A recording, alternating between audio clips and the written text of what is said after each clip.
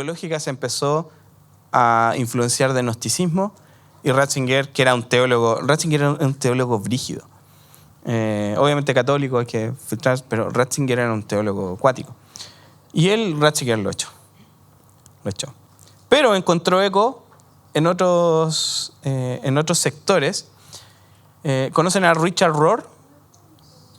El Cristo cósmico, el Cristo universal. Ya, un seguidor de Matthew Fox. Y él es como una de las principales voces en torno al gnosticismo mezclado con cristianismo y mezclado con teología feminista.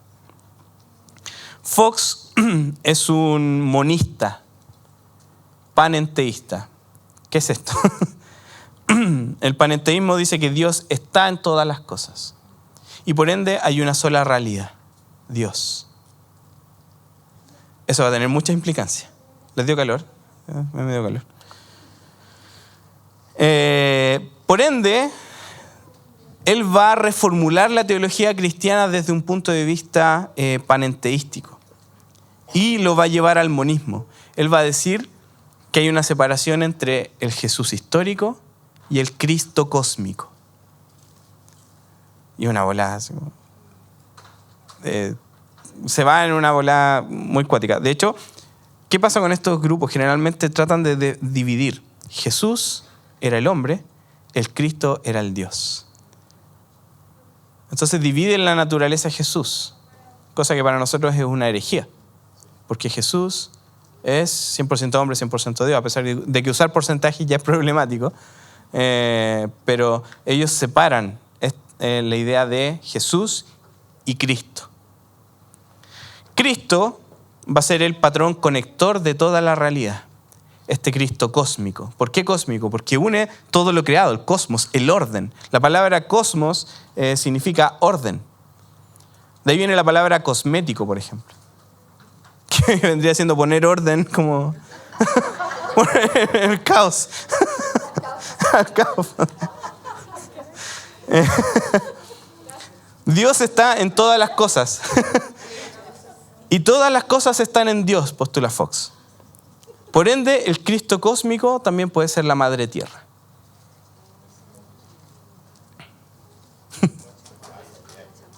Gandhi decía que para convertirse en lo divino, uno tiene que estar en sintonía con toda la creación.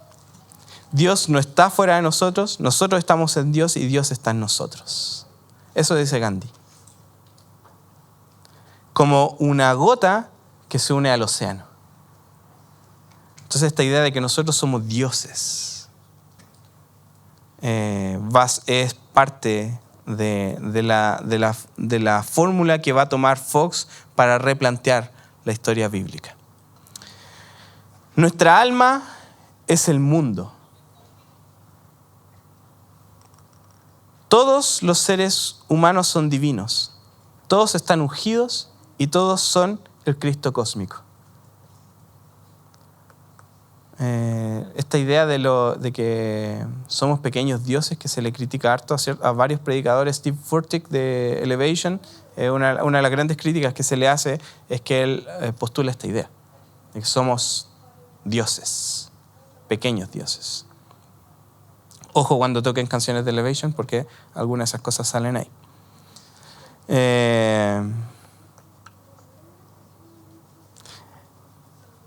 Dios es uno con los humanos y con toda la creación.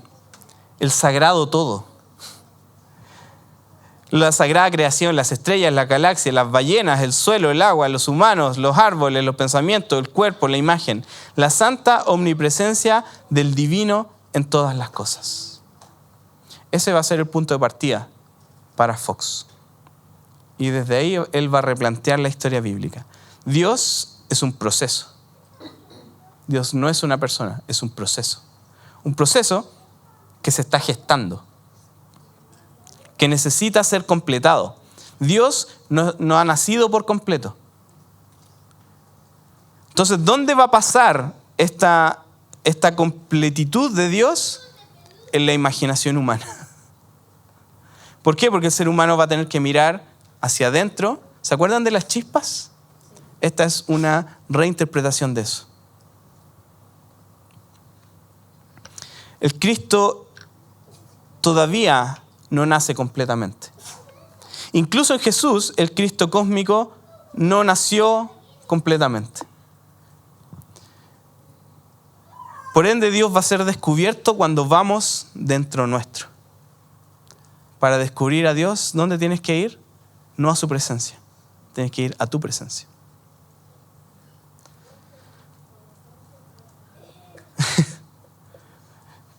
¿Dónde pasa este encuentro? En lo profundo de la imaginación humana. En lo profundo de la mente humana. Por lo tanto, cuando los seres humanos van dentro de sí mismos, descubren al Cristo cósmico. El Cristo cósmico siempre estuvo dentro tuyo.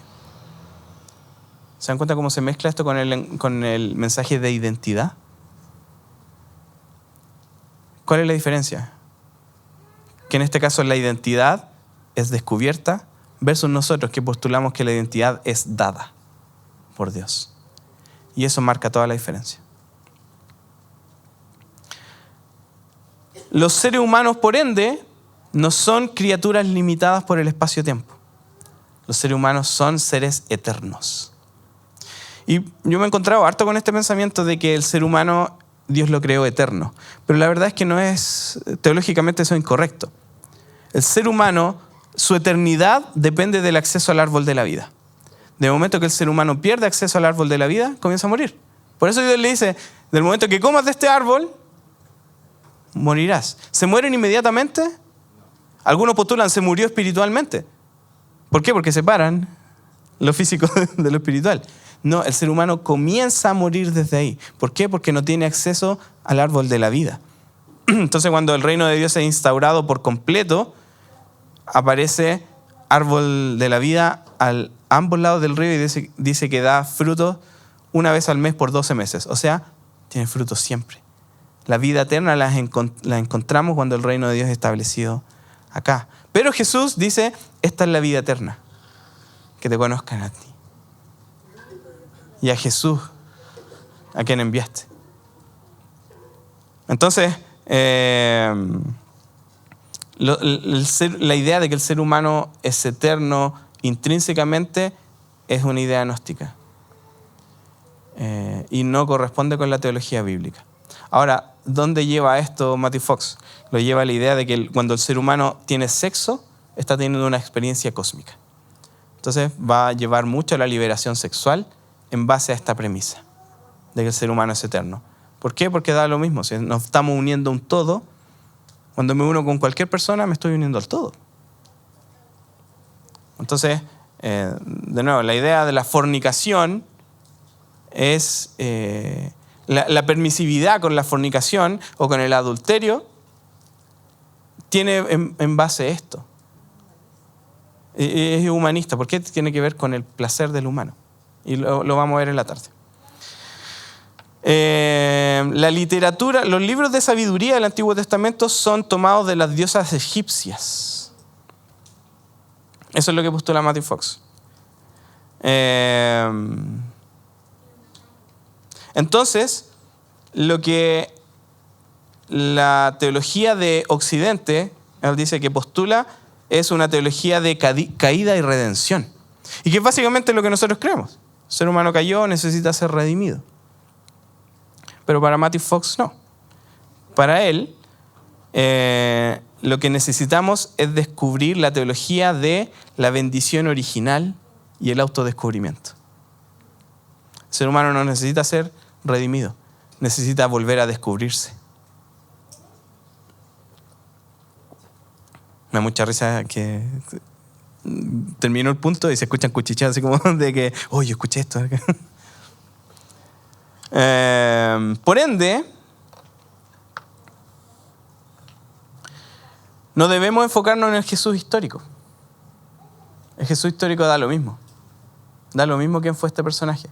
Lo que nos tenemos que enfocar en el Cristo cósmico, el que une todas las cosas.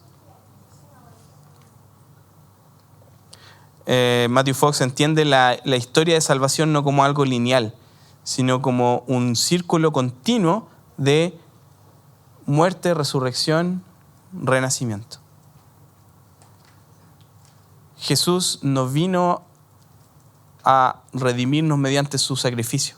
Vino a mostrarnos el camino de algo que nosotros tenemos que hacer siempre. Por ende, la encarnación de Jesús tampoco va a ser un evento único, sino que va a ser el ejemplo de algo que ha ocurrido y ocurrirá muchas veces. El renacimiento del ser humano. Dios se ha reencarnado muchas veces, tantas veces como que sigue haciéndolo en nosotros, tanto como lo hizo en la antigüedad y lo va a seguir haciendo en el futuro.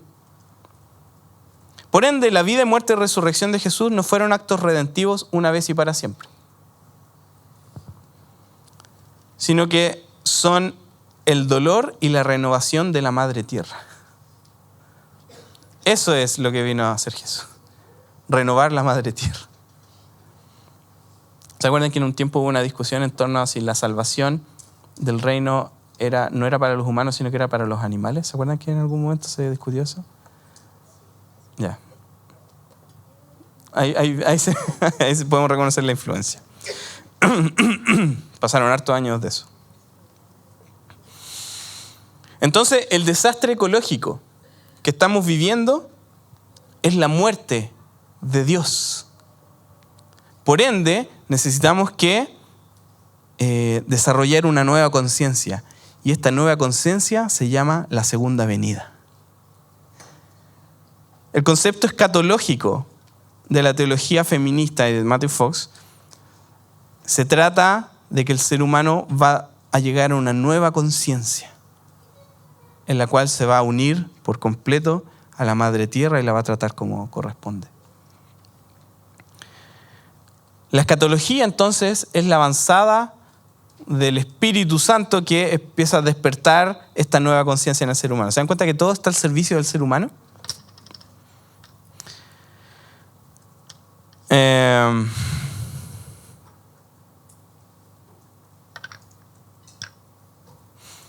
No me voy a saltar esto. Sí, no lo voy a decir. La experiencia de Dios en la historia humana es la experiencia del sufrimiento, la angustia, la ira de Dios que sufren aquellos inocentes por la injusticia. La injusticia es la ira de Dios para esta corriente. Entonces, ahí entendemos el cruce con la teología de la liberación, pero ¿quiénes van a ser los oprimidos? Y ahí es donde entra todo este movimiento LGBT. Sumado, obviamente, a las cosas que ya la Biblia decía. Dentro de esto, ¿se acuerdan que somos uno con la tierra? Por ende, la Santa Cena es la celebración de nosotros mismos. En la Santa Cena nos celebramos a nosotros mismos. Porque estamos celebrando al Cristo que resucitó, que vino a renovar la madre tierra. Pero nosotros estamos en este proceso de completar y unirnos a la madre tierra. Por ende, la Santa Cena no es una celebración de recordatorio de lo que Dios ha hecho por nosotros, sino que es una celebración de que yo estoy en camino hacia unirme al pleroma, a la plenitud.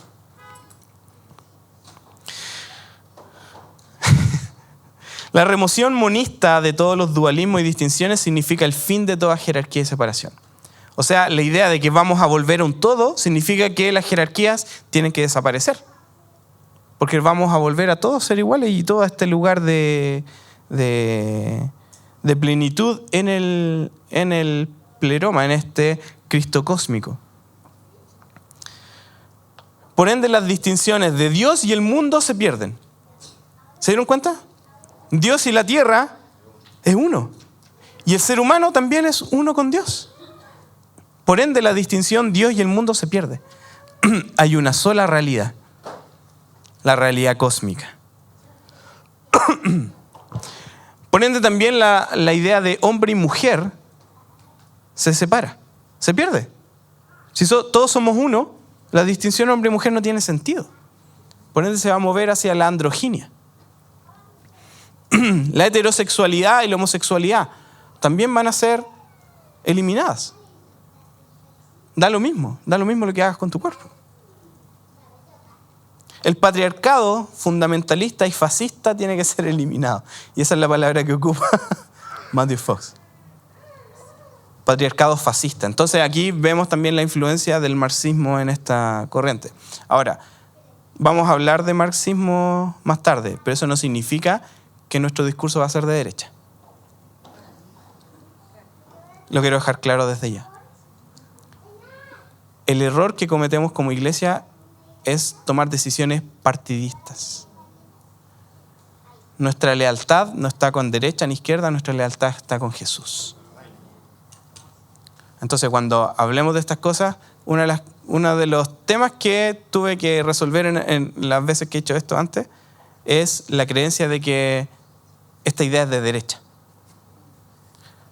Por lo mismo agregué un par de cosas que hablan del capitalismo y que aportan a lo que estamos viendo.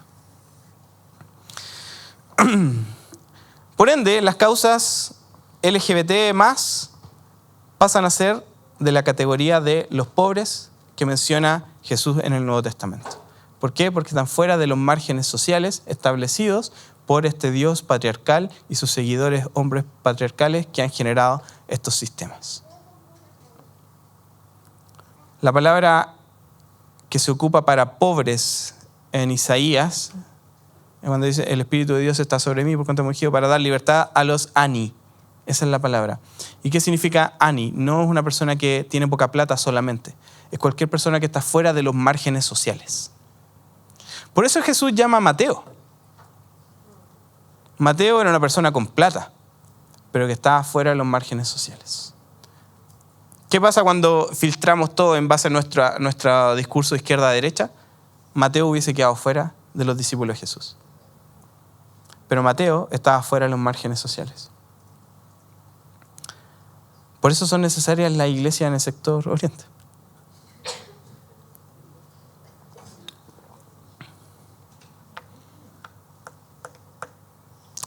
Voy a parar ahí.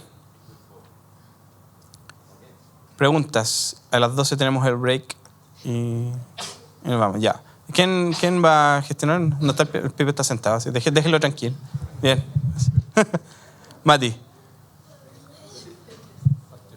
Por acá también hay preguntas. Tú decides, Mati. En un libro de muy alta influencia a nivel mundial, con un pastor de muy alta influencia a nivel mundial, en uno de sus capítulos, él argumenta bíblicamente que nosotros, la experiencia de que no tenemos una naturaleza de pecado, que somos malos y que necesitamos salvación, es incorrecta, sino que nosotros somos primeramente hijos, después pecadores.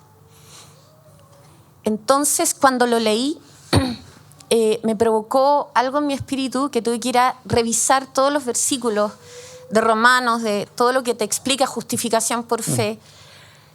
Este pensamiento que está muy arraigado en la iglesia por la frase que tú dijiste, que uno se descubre hijo. Y eso es falso, desde mi punto de vista. Sí. Entonces, esta línea de que se está, de hecho, se ministra, se canta, y me hace mucho ruido, ahora que lo dices, esto tiene sentido de este pensamiento gnosticista que se mezcla en esta confusión de cosas. ¿Qué piensas tú de eso? Digamos, ¿de dónde viene esto?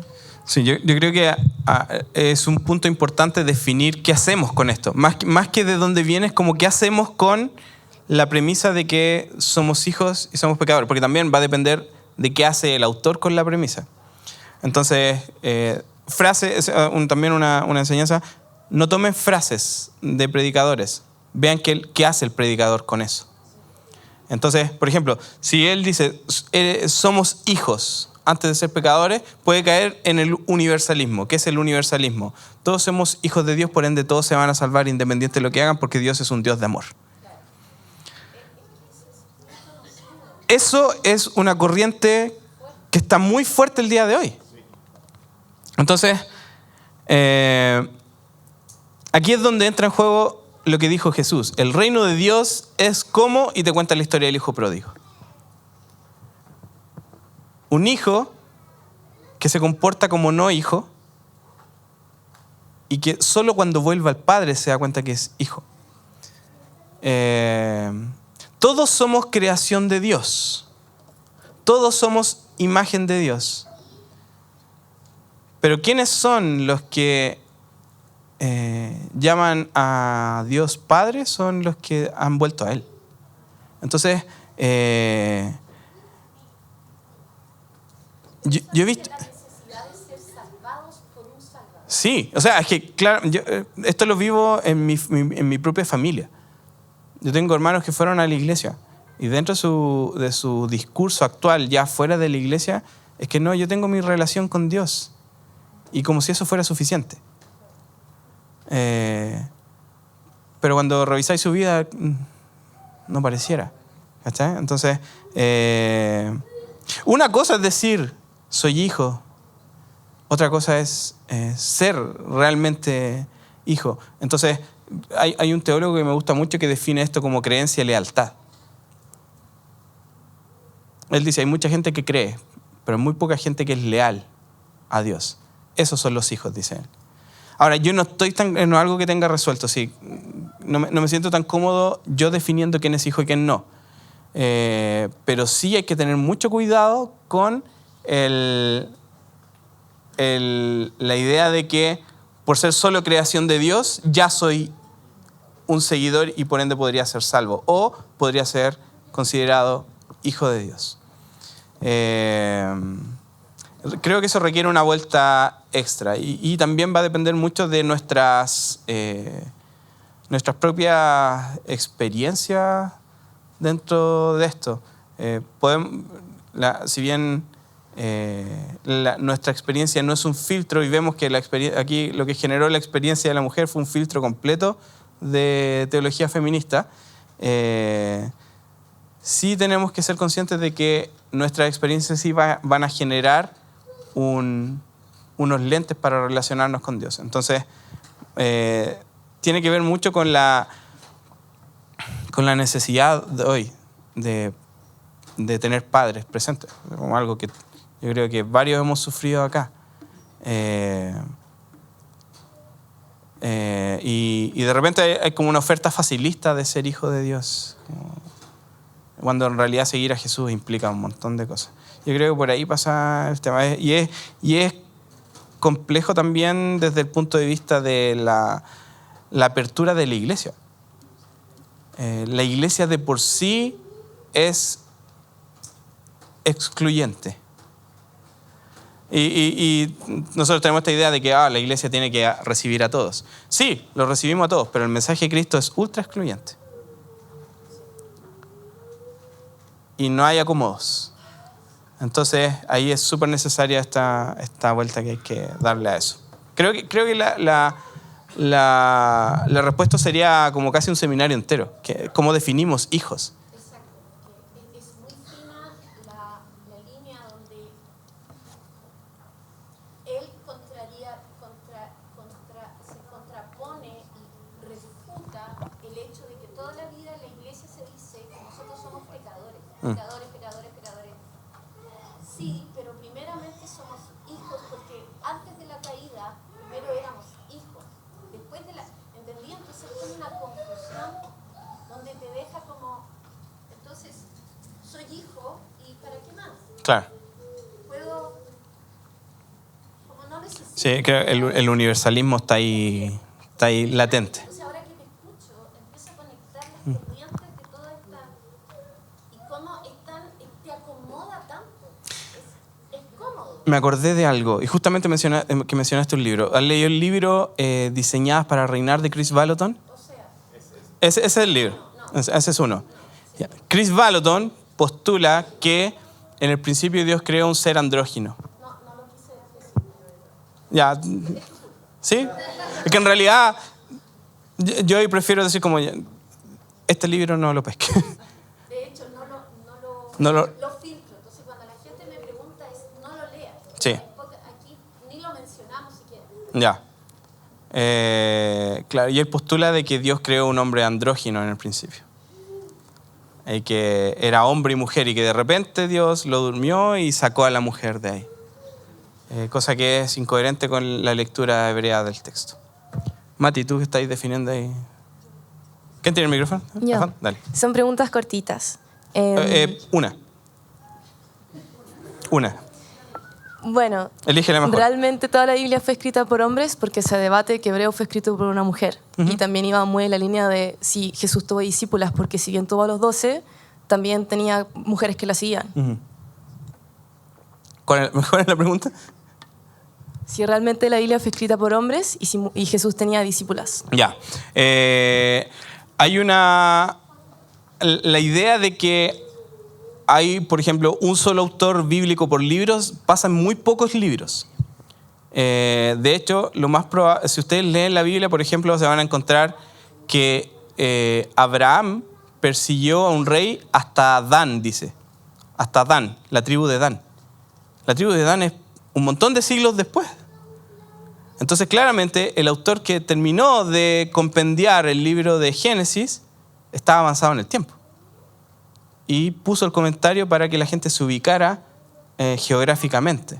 Entonces, ¿qué es lo que se postula? Que Esdras y sus seguidores terminaron de compendiar la Biblia y le dieron la Biblia hebrea y le dieron su forma final. Entonces, quienes hayan estado ahí no lo sabemos.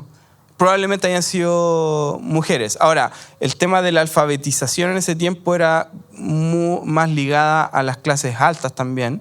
Entonces también ahí se empieza a acotar un poco el rango de posibilidades de que haya sido mujer o alguien de clase baja, ¿cachai? Cosas así. Estaban los escribas. ¿Han leído la historia de Jeremías donde le queman el rollo? Dice que contrató a Baruch, escribieron todo, escribieron todas las profecías, se las llevaron al rey, el rey agarró una espada, la cortó a la mitad y las quemó una por una. Mala onda, toda la pega que hizo. Entonces, ¿qué hace? Vuelven a escribir. Y lo interesante que dice ahí es que le agregaron más cosas que se habían acordado. Entonces, como la edición 2 de Jeremías. Y la edición 2 de Jeremías es la que nosotros pudimos rescatar. Entonces, la escritura bíblica relacionada solo con un autor por libro es muy poco probable, pero muy poco probable. La escritura de cartas de Pablo también. Seguidores, mujeres de Jesús, tenemos a Marta, María, que eran seguidores de Jesús, incluso eran financistas de Jesús. Entonces, Jesús tuvo sus seguidoras, solo que no consideró a los apóstoles porque también eso era parte de la cultura rabínica. La cultura rabínica elegía hombres y Jesús se quiso demostrar como un rabino. ¿Está? Entonces, por eso, para los discípulos era tan importante que Jesús le llamara, porque le estaba diciendo, alguien consideró que yo era lo suficientemente bueno como para ser parte de esto. Entonces, si bien dentro de los 12 apóstoles no encontramos, sí tenemos la historia de María, Marta, y después históricamente vamos a encontrar muchas mujeres que han sido parte y fueron parte del crecimiento de la iglesia. Incluso hay una que mencionaba como apóstol, que es Junía, en Romanos. A pesar de que se debate si es nombre mujer o no, pero en realidad no hay registro histórico de hombre llamado así, en ningún texto romano. Entonces, sí habían muchas mujeres que se llamaban o igual o parecido. Entonces, hay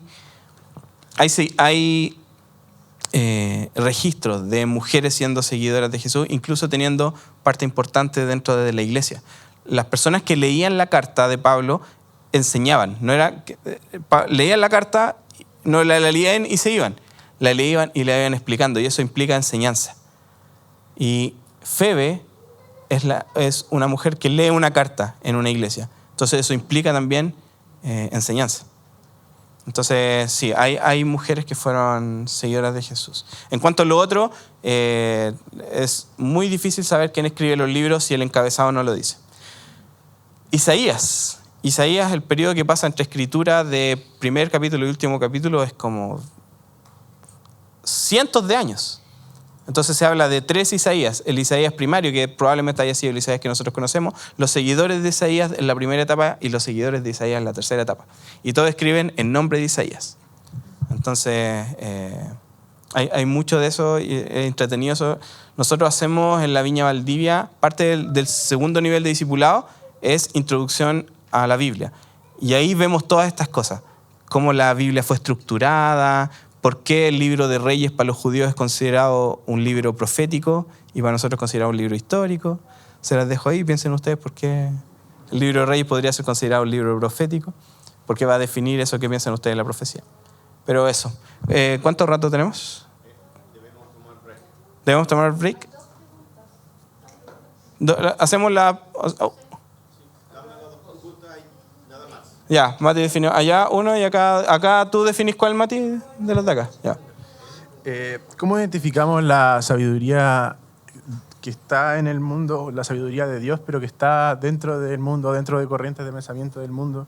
Como ayer, por ejemplo, mencionabas a Freud como origen de mucho de la sexualización del humano. ¿Cómo podemos nosotros como cristianos, no sé, ocupar el psicoanálisis o corrientes que derivan de cierta... de personas que sabemos que han tenido influencia como para los dos lados, digamos? No sé si tienes como algún consejo o alguna regla a seguir cuando estás buscando o estudiando a gente que no necesariamente es cristiana, pero que tiene sabiduría que puede ser útil para el reino. La teología reformada habla de la gracia común. La gracia común es cosas que Dios le dio a toda la creación por ser su imagen. Y dentro dice que hay cosas que hacen los seres humanos solo por el hecho de ser creación de Dios, ¿cachai? Entonces, algunas de esas cosas son parte del diseño de Dios en la humanidad y pueden ser rescatadas. Y entonces eso implica que uno tenga que saber tener la sabiduría suficiente como para cachar en qué parte es y en qué parte no. Y para eso hay toda una sección de la Biblia que se llama libros de sabiduría. Y que cuando uno lo estudia, por ejemplo, Cantar de los Cantares. Cantar de los Cantares ataca directamente la idea de la libertad sexual. ¿Por qué? Y los participantes de eso son la comunidad. Hay un texto dentro de Cantar de los Cantares donde la mujer dice, agárrenme, porque si me voy a tirar encima de él y todavía no están casados. ¿Y quién la contiene? Es la comunidad. Son los amigos. Eso es un mensaje para nosotros al día de hoy muy relevante. ¿Cómo nosotros como amigos y hermanos dentro de una iglesia alentamos a una persona a pecar o no le decimos nada cuando está pecando? Y sobre todo en el área sexual, Cantar de los Cantares es muy directo en eso. Él dice, agárrenme. Es muy chistoso porque él dice, los amigos le dicen, sosténganla para que después pueda disfrutar del lenguaje de cantar. Pero así, cuando uno estudia los libros de sabiduría en un pack completo, logra captar cuál es la idea de Dios de sabiduría. ¿Cachai? Job, por ejemplo, en algún momento te va a decir que Dios hace llover en lugares secos, donde no hay vida. Entonces uno dice, ¿y para qué Dios hace llover ahí?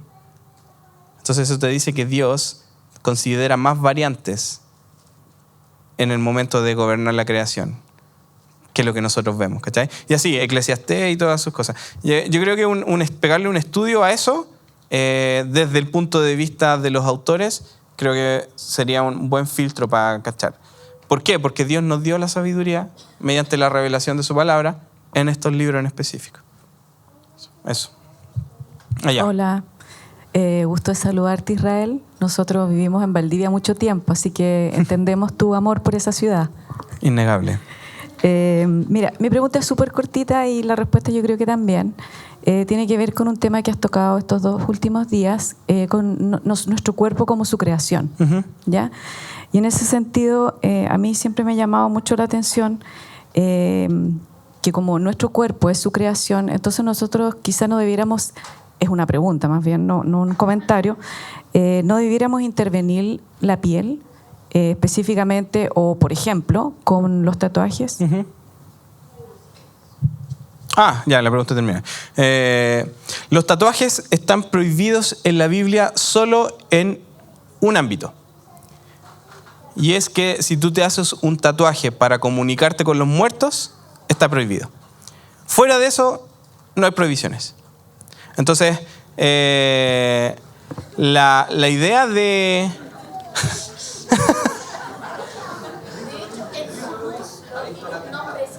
Sí, hay muchos textos que mencionan tatuajes hechos por Dios para la gente, pero en realidad era relacionado con marcar una persona como propiedad.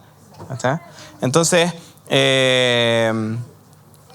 la intervención del cuerpo, tomando esta idea de los tatuajes en general, tiene que ser vista en su contexto. ¿En qué momento Dios prohíbe eso? Cuando está haciendo una prohibición general para la hechicería. Entonces, el tatuaje, ¿cuándo es prohibido en la historia bíblica? Solo cuando tiene que ver con nigromancia. Fuera de eso, no hay ni una otra prohibición. ¿Cuál es el tema con el cuidado de nuestro cuerpo? Es el desdén con el cuerpo. Entonces, tengo un hermano que es DJ y él se tatuó la cara, se la tatuó acá. Y dije, ¿qué te hiciste? ¿Qué te hiciste? Porque él decía como, en realidad esto yo me lo hice porque es algo que quiero recordar y quiero ver cuando quiero ver siempre en mi espejo. Hay un rapero, el Duki, aguanta el Duki. El Duki se tatuó la cara. ¿Por qué se tatuó la cara? Porque dijo, esto me obliga a dedicarme a la música y no buscar un trabajo común y corriente. Entonces, ¿qué es lo que a lo que voy con la idea del cuerpo? Es el trato con desdén del cuerpo, la desvalorización del cuerpo. La idea de que tu cuerpo es irrelevante y no requiere cuidado, por ende da lo mismo lo que hagas con él. Los tatuajes pasan a ser parte de la estética. Y la estética de por sí, por definición, y lo vamos a ver en la tarde, es subjetiva.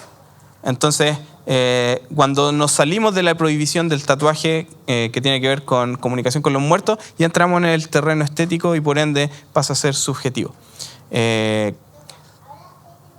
Hay mutilaciones más preocupantes que están pasando el día de hoy. Les recomiendo un libro de Abigail Shrier que se llama Daño Irreversible. Búsquenlo. Está prohibido en varios países. Búsquenlo. Pero en realidad la idea de cuidado del cuerpo va más allá. Tiene que ver con la idea de que mi realidad espiritual no va a afectar mi realidad corporal. Entonces lo que yo haga con mi cuerpo es tema mío. Y de hecho eso es súper importante porque la mayoría de las veces no es que no importa, es que es tema mío. ¿Y eso qué significa? Mi cuerpo es mío. Y no es algo que, como dijo Pablo, y lo leímos ayer, dado por Dios. Así que eso. Creo que esta pregunta sale generalmente cuando hablo de esto porque los tatuajes vienen siendo como algo que ha generado debate mucho tiempo. A mi parecer es innecesario porque el texto es súper explícito en decir que está refiriéndose a consulta a los muertos. Entonces, en ese sentido, de nuevo, si no te vas a hacer un tatuaje para comunicarte con tu tío que se murió hace mucho tiempo. Y alguien me preguntó el otro día, ¿y si es para recordar? De nuevo, si no te vas a comunicar mediante ese recordatorio, está claro. Eso, es súper importante que en ese sentido veamos el contexto. ¿Qué es lo que está pasando en ese capítulo específico de Levítico? Y es justamente la prohibición de un montón de cosas que son reales, por eso Dios las prohíbe. La idea de comunicarse con los muertos, la idea de comunicarse con espíritus malignos es real. No es un juego. El tarot y todas estas cosas no son demonios que te están engañando. Son cosas reales y Dios las prohíbe. ¿Por qué? Porque Dios nos ha dado los medios para saber el futuro. En el Antiguo Testamento, Urim, Tumim. Y la profecía, las palabras de ciencia. Dios se ha preocupado de guiarnos en el futuro y ha entregado los medios para eso. Si tú estás yendo a lugares para que te lean el tarot, la mano, etcétera, la gitana, lo que sea, estás desobedeciendo directamente el mandato de Dios de confiar en Él y solo en Él en tu futuro. No es un juego. No es un juego y eso genera esclavitud. Break.